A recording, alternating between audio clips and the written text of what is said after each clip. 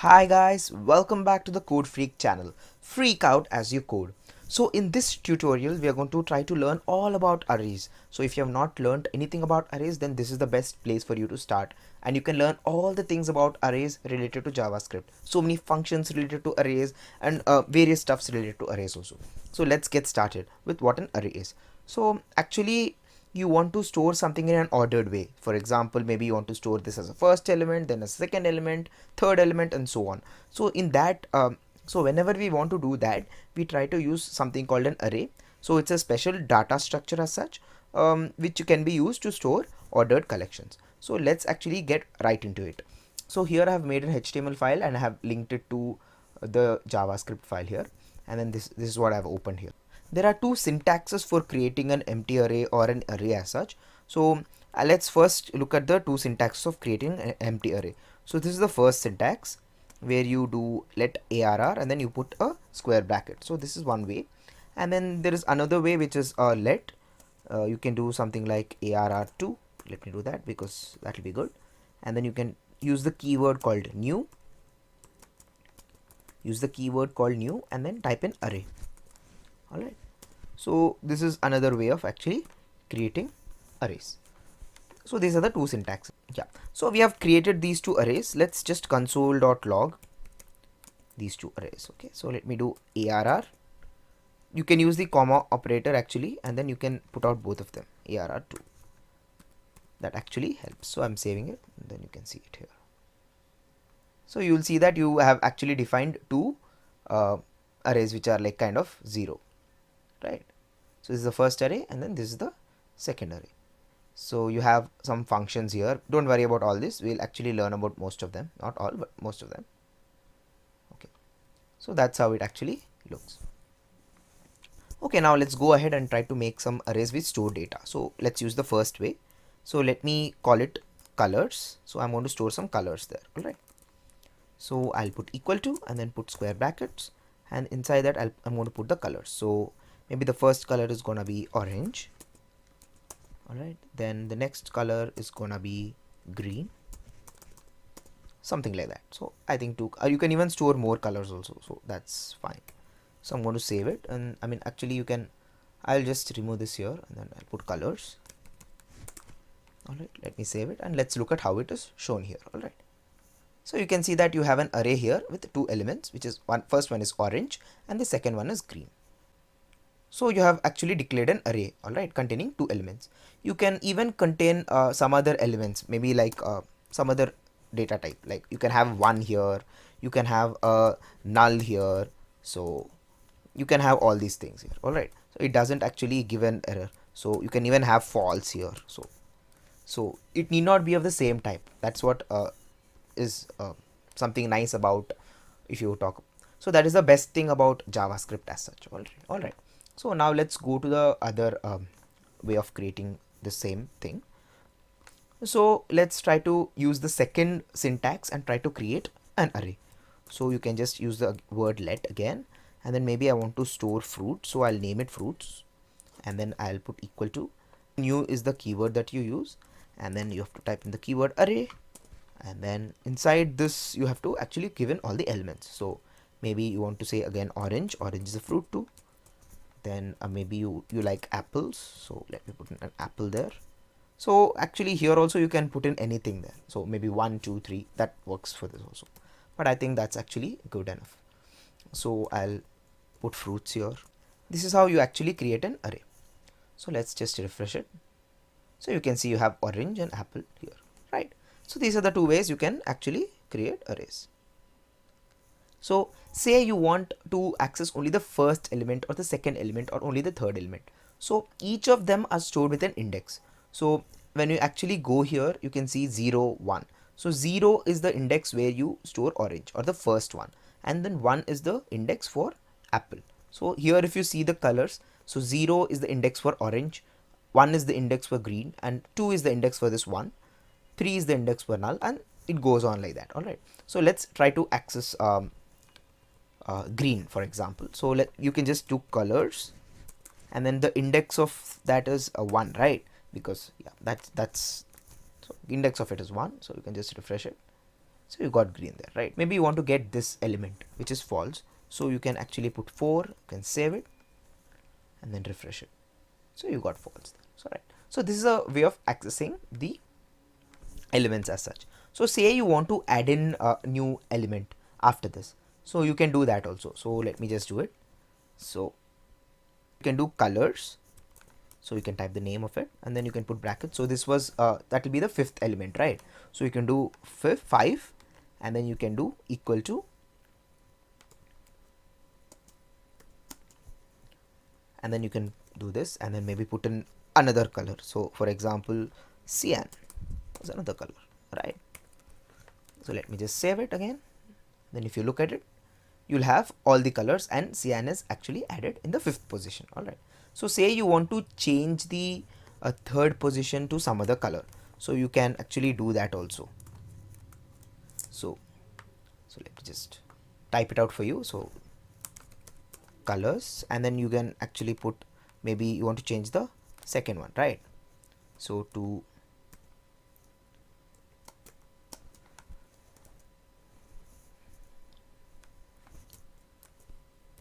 so you can make it yellow, for example. So let me just save it.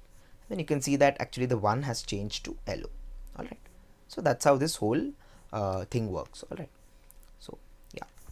So there is one property which actually tries to give you the whole length of the whole thing. So you can do colors dot length.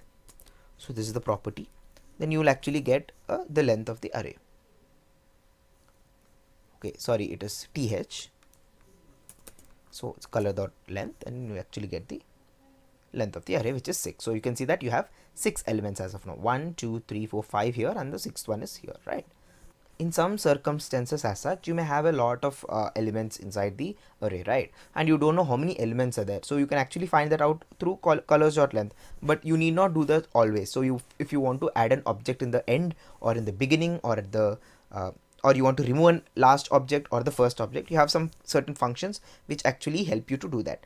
So let's look at all those functions. They are push, then you have pop, then you have shift, and the last one is unshift. So we'll look at all this first. Okay, so let's try it out. So colors dot push, so you use these functions as such in this manner. So you maybe want to push in a new color, for example black. All right, yeah, let me save it, and then you can see that you got a new element here, right? So towards the end of it. So maybe let's try to use the next function, which is colors dot pop. So it's going to remove the last element. So you can see that the last color as such, the black went off. All right. So that's how this whole thing works. Now let's try to learn about the shift. So let's do colors dot shift. All right. So actually shift removes the first element from the array. So let's look at that.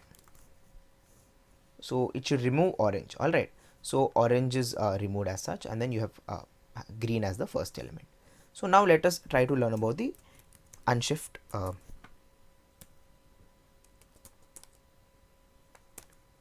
Yeah. So this is the unshift command, where you can actually add an element in the beginning. So say you want to add gray. So let me do that. So you have added gray in the beginning. All right. So this is how this whole structure as such works. All right. So we have learned about push, pop, shift, unshift, and also length.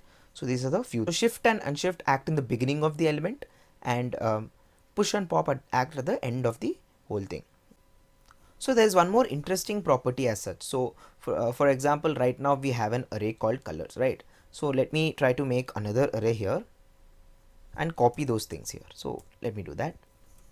So let maybe I'll just call it colors2, something like that, equal to colors. All right. So if you actually I'll just save this, and then maybe I'll put, so I'll just save this and let me refresh it. So you'll actually see that the result is same, but the way it is stored in the memory is that it's stored in the same place. So if you change something related to the colors, it changes here also. So let's actually look at that. All right. So let me just copy this statement here. and we'll just refresh the page. So you will see that even though you changed for colors, it changes for colors too also. See, that's what we're consoling along here. All these things are going to be stored at the same memory location. So that is something with respect to JavaScript, because it's a dynamic language and it wants to store the space also. So that is something which you have to kind of remember, which is really important as such. So actually what makes arrays really special is their internal representation. This engine as such tries to store its elements in a contiguous memory area one after the other, just as depicted, just as I told you. And you can actually, they try to optimize all this in a way so that actually arrays work really fast. Okay, so that is why you come across the word ordered collections here and there. So now let me show you something which is actually interesting. So just comment all this. So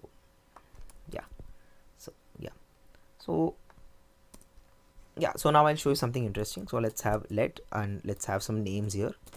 So I'll have some names with all the names. So let me give in some names like John,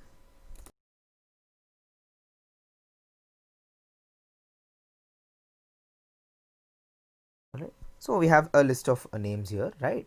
So now let's actually go here and then try to learn some things here, alright. So say you want to delete a element in an array. So you can actually use another command called delete, and then you can put names there, and then you can delete that particular element. So let me just maybe I want to delete Jonathan from here, alright. So the index of it is 2, right? So I can just do that. Let me just console.log names also, so that's important. So let me just save it, and then you can see that, so that you can see that it's actually empty. So this place is empty, or you can see that this place is empty, alright. So that is how you use the delete part of it. So now let us go on to the next one, which is actually kind of interesting, which is splice, alright. So I'll show you that. Just comment it. So how do you use splice? So you can actually use the name, so names dot splice, alright. So this is how you use it. Okay, you have two parameters here, alright. So the first parameter is going to be from where you want to start deleting. So say I want to start deleting from here, so the index of that is 1, and how many you want to delete. So say for example I want to delete only 1 right now. So let me save it, and you can look at it. So you can see that Zoe went off. So you wanted to delete 1 from 1 index. So say you want to delete from 0th index, you want to delete maybe of 3 items. So let's see, the first 3 items will go off, and you'll have only Cassie and Casey and Mary. So you can see that. So that's how it works, right? So you can have a variable like removed, something like that, and then you can equate it, because actually this kind of returns whatever is removed. So you can actually see that also. So I'll just put removed here, so that you know, you have more understanding. So you can see you have two names. So this is the names array, and this is the removed array. So say you want to add some elements, okay. Also you have removed 2 elements, and then you want to add, so here you have removed 3 elements, and so you want to add some more elements. So you can actually give in those names here. So maybe banana, alright, and like donkey. Yeah, so I'll just save it, and then you will see that yeah, let's see what you see. So you will see banana and donkey are added there, and then this is what is removed. So that is some very interesting thing you can do with respect to splice. So it's very useful property. Yeah, so say you put -2. Now let's see what happens. All right, yeah, so you can see that the last 2 elements as such are deleted. So maybe you'll put -4. So from the end, the last 4 will be as such deleted. So this is another important property as such with respect to splice. So this is how you can use splice. There are so many ways as such you can. So there is a method here called concat, which creates a new array that includes values from other arrays and additional items. So that's how it works. It accepts any number of arguments as such. So let's look into it and let's try to understand what it is. So let me just do that. So I'll add in some names with respect to this. So let me do that. Names dot.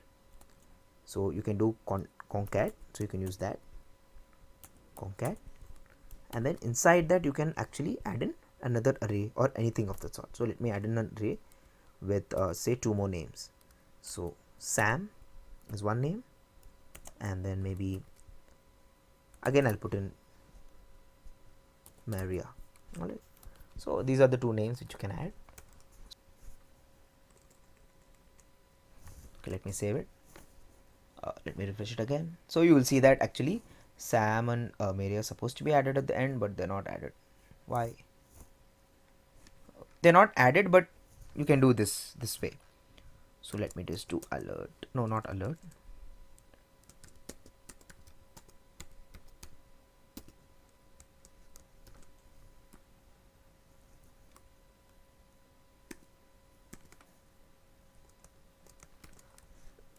So if I actually do console.log, let's see what happens. Okay. So you will see that here you have added Sam and Maria to the list of it. It doesn't add it to the array as such, but it actually just adds them temporarily, and then that's what it does. Okay.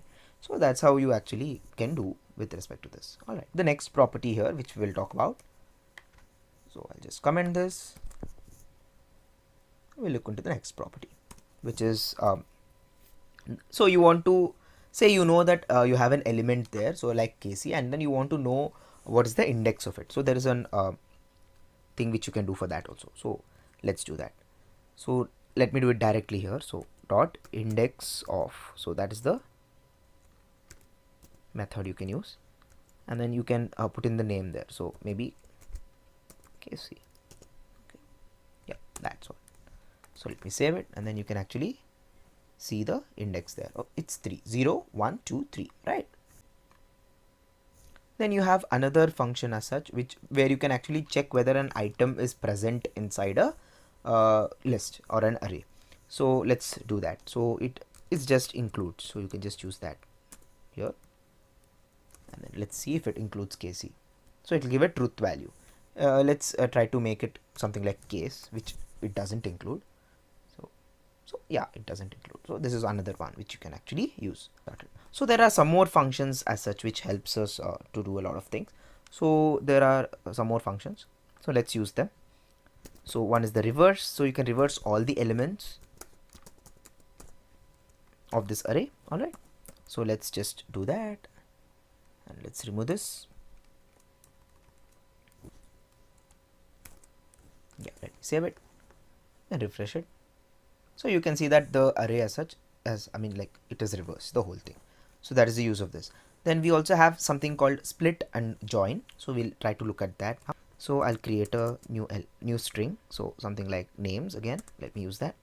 Equal to, let me put all the names in one string. So I'll do John, and then I'll put a comma, and then I'll put maybe Zoe again, and then let me put some Sam, and then let me put Casey. So we have 4 names here, right? So say you want to split all of them and then put it in an array. So you have this function here. So let me actually put let array. So let's create a array called array, and then so we can do names dot split, and then with what we want to split. So we want to split with a based on a comma and a gap. So that is the splitting factor. All right. So now let me just save it, and then let's actually do console.log names also and array also. So let me do this. All right. So actually you can see that. Oh. Okay. So the error was because I had already used the letter ERR here, right? So that is the error. All right. So yeah. So now it should come. All right. So you have names here, and then you have this other thing also there. All right. So that's how the whole thing works. So oh no, so yeah, sorry. So you have this is the one string that we have, and then this is the list of all the names. So that's how you can actually split them. So say you want to join them again. So there is a join function also, which actually helps us to do that. So you can join it with anything in between. So let me again do this let, and then names join. So let me name it this. Okay. And then let me put it equal to. So in this array we have all the names like this. All right, in this manner. So let's make them into one string. So you use the function maybe array. So you type array dot join, and then inside this you give what you want to join it with. So maybe you just want to join it with a gap. So you can just put it in this manner. All right, so let's put names joined also here, the variable. Yeah, so let's look at it. So you have this is one string, this is the array, and then this is again you have it with a gap here. So say you want to join it with something, it with a dash, so you can do that also. Then you will see the difference here. So you have John dash, Zoe dash, Sam dash, Casey. So that's how this works. All right. So let's do one more interesting thing with respect to this. All right. So let us try to check what happens when we do type of any of these things. Okay. So I'll do that. So let's just remove this and then let me do type of. So we have learned this type of thing already previously. Okay. Type of, say we'll do names. No, we'll do array. So let's see what happens. All right.